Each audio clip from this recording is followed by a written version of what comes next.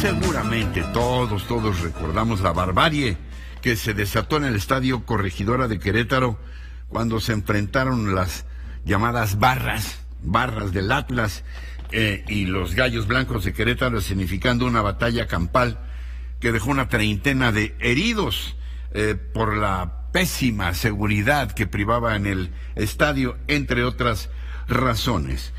Mi querido Francisco Abundis, director general de Parametría. Muy buenos días, Paco. Gracias por estar con nosotros. ¿Qué tal, Ricardo? ¿Cómo estás? Un gusto. El gusto es mío, como siempre.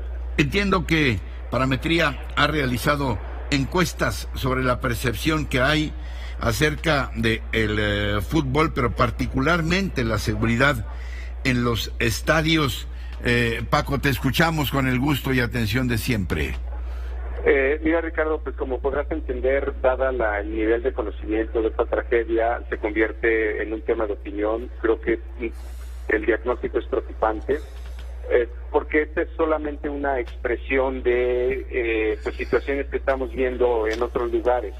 Lo estamos viendo con el tráfico de la Ciudad de México, lo estamos viendo en un estadio.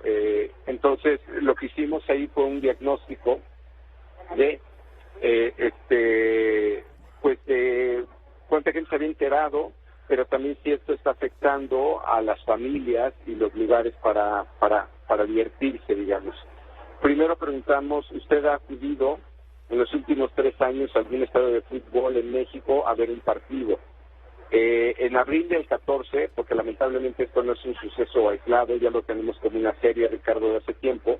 En abril del 14 el sí era 16%, y en marzo del 22 es 7%, es decir, cada vez menos gente o menos familias están yendo a un estadio.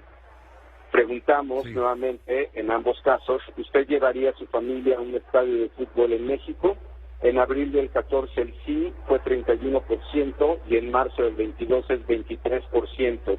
El no crece de 65 a 75, es decir, hay una baja muy clara de 8 puntos en el sí y un crecimiento de 10 puntos en el no.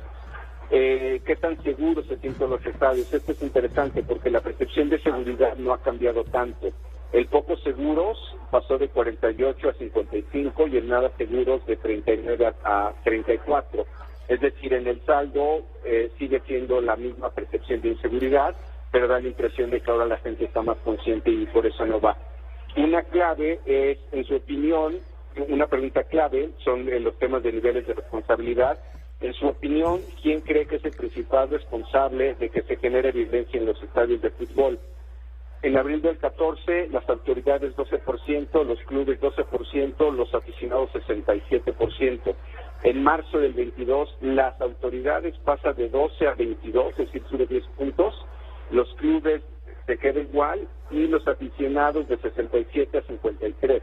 Es decir, la gente ve esto como un problema de autoridad y no necesariamente pues de los aficionados o de, digamos, de las barras, ¿no? Como se les conoce. Y ya respecto a este evento, Ricardo, usted se enteró de la violencia ocurrida hace unas semanas en el estadio de Corregidora, Querétaro, 93%, Ricardo, 93% pues de los mayores de 18 años. Fue la nota. Fue una tragedia, ¿no? Y muy visual, lamentablemente.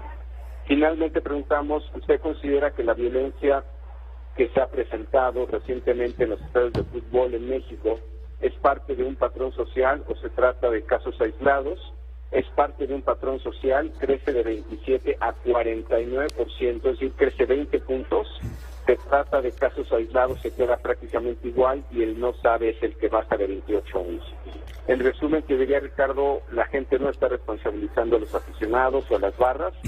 Es claramente para el ciudadano mexicano un problema de autoridad y pues hay un reconocimiento claro, explícito de que esto no es un caso aislado, esto es un patrón social que creo que nos debe de preocupar a todos. Como siempre, mi querido Paco, gracias por estar con nosotros, sobre todo hoy que sé que estás a punto de abordar un avión. Te mando un abrazo. Gracias, Francisco Abundis. Muchas gracias a ti, Ricardo. Como siempre, un gusto estar contigo. Igualmente, hasta pronto.